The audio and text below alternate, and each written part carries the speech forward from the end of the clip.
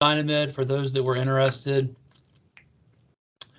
But it's particularly timely right now because I'm working with a counterpart, a librarian over at JFL, and talking about our renewal of Up to Date, which is kind of the more popular point of care clinical reference tool. But we anticipate increases in costs of our resources, generally about 7% a year. Up to Date is trying to impose a 13% increase just in Time one to get year. rid of them.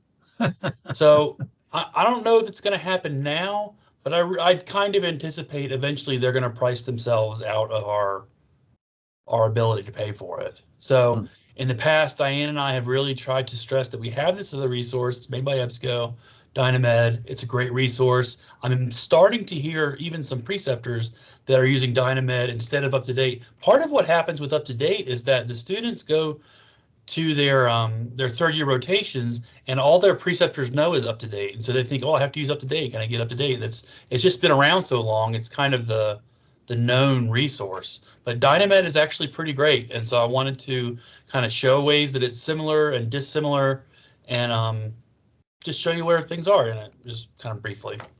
Yeah, I've used it before, Rob, and I like it actually. A lot of people I hear, Dr. Heller came into my office a couple weeks ago and was asking about it.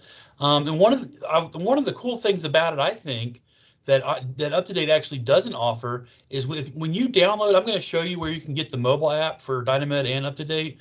But when you install the mobile app for Dynamed on your phone, if you're willing to take up the space on your phone, you can download all the content. So if you're in a place that doesn't have reliable network access, if you're doing like medical outreach, say out in the country or somewhere where you don't have network or Wi-Fi, you can still have the content on your phone, and that's really awesome. Something that Up to Date doesn't actually do, but Dynamed does. But as I always do, I try to show where you can find these things. If you're familiar with the LUCOM library site, just www.liberty.edu/lucom/library. And if you scroll down the third drop down here for databases, you'll find a link to Dynamed, and you'll find a link to Up to Date. And I thought what might be most useful is to kind of show these resources side by side so you can get an idea of how they're similar, how they're different. First, I want to show where everything is in Dynamed, but you can see it looks very similar, except they have updates, evidence updates here on their main page, whereas Up to Date doesn't. But across the top of the Dynamed page, they have a link to specialties. So you can click on this and you can subscribe. You have to have a sign in. You have to create a login for Dynamed to do this, which is free. But you can actually subscribe to practice change updates for any of these specialties.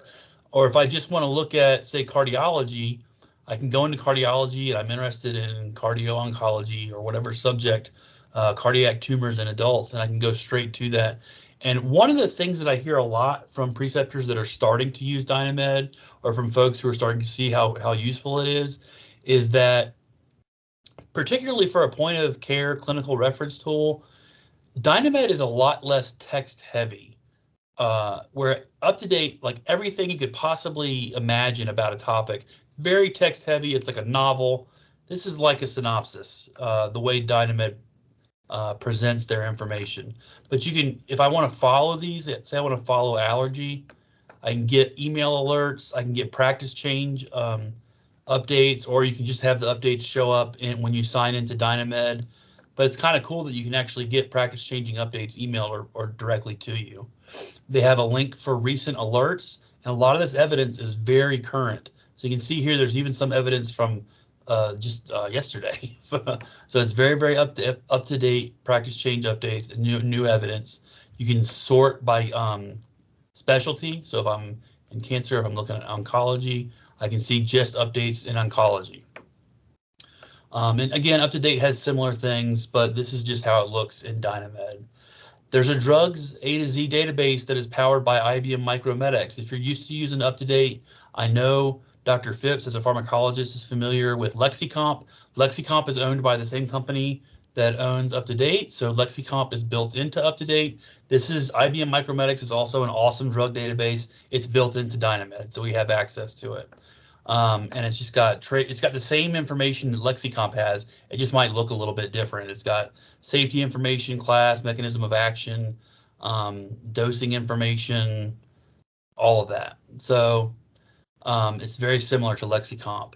Something else that's pretty cool is there's drug interactions available in Dynamed. So if I want to type in, say, ibuprofen and acetaminophen and what interactions, it'll give me anything that has to do whether or not you should take those medications together. Again, here it's got a major warning about concurrent use of acetaminophen and ethanol. Hepatotoxicity, I guess it's dangerous for your liver, by the way that's metabolized, but you can actually add drugs so it can continue to look for, whether or not those medications should be taken together. So that's pretty cool that it's built in. There are medical calculators for all kinds of stuff. Clinical criteria, medical equations, units and dose converters.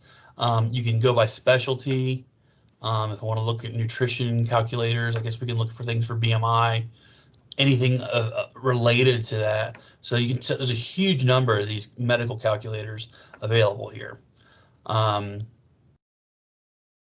Okay, so that's okay, and so that's just kind of how things are built in Dynamed. If you sign in, I'm already signed in. You can see I've got my initials here. You can earn CME through the topics that you look up and read about on Dynamed. You can also do that in UpToDate, but again, just I'm comparing the two. So Dynamed has that feature as well. And I thought what might be useful is if I have UpToDate here on the left and I've got Dynamed on the right. And so if I look up, say, hypertension and UpToDate, and I look up hypertension and Dynamed, here's the first condition is hypertension. Here's overview of hypertension in adults. So one of the things that kind of jumps out to me, and a lot of preceptors that have started to use this or students that are becoming more aware of it, is that it's just UpToDate is very text heavy. It's like everything you could possibly ever want to know about a given topic. And chances are, as a physician, or maybe even as a third or fourth year student, you don't need to know every single thing possible minutia about a topic. What you really need are the main points you need to be concerned of, summary recommendations, treatments, evaluation. UpToDate is great. The evidence is great. It's just there's a lot of it. And you can kind of see how it's less dense in Dynamed. And across the top of my topic here, I've got overview and recommendations, everything from background through evaluation and confirmation. There should be management, treatment information, but there are images available associated with this. And again, they've built links to the updates for new evidence associated with this topic. I'm actually kind of surprised there's this current of evidence. It's January 23. But again, this kind of ties in those practice change updates. So you can kind of see how, and then it links to the pertinent information, whereas over here in UpToDate, there's like this sidebar and there's all these different topics. And here I can see it's got risk factors for hypertension include, but are not limited to weight gain, obesity. I can actually click on risk factors and it'll take me directly to those associated with that. It'll take me to show me comorbidities, associated conditions, and summaries that they're based on. Something that's kind of cool about Dynamed that I don't think is available in UpToDate is that while I'm in this topic of hypertension, well, this is the epidemiology of it. I want to go back to hypertension. If I'm in this topic of hypertension, they've built this button in here to find within this topic. So you say like, okay, I know the epidemiology of hypertension. I know its causes. I know that, but I'm really interested in one of the treatments. And if I'm looking at beta blockers, I can search within this topic for beta blockers, and it takes you to the pertinent information that's in that condition. So it's got information about target blood pressure. It's got information about how they're not recommended as an initial option, comorbidities associated. So it's kind of cool. If you've ever used like, Control F to search in a spreadsheet, they actually have that built into the topic where I can search within that topic for the particular thing that I'm looking for associated with it.